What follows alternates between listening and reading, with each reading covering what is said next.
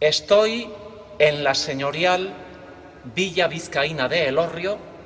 Agradezco una vez más al párroco de esta localidad, Iñaki Jauregui, de dejarme tocar en este órgano romántico del año 1900. Y benetan, Iñaki, eskerrik asko. Opari hau zuretzat, este regalo para ti, Iñaki. Me ha hecho muy feliz. Yo entré en esta basílica, tengo 60 años, y entré aquí por primera vez con 10 años. Vinimos a bailar de danzaris desde Guipúzcoa. Por eso para mí es un día muy feliz. Eskerrik asko, Iñaki. Sí.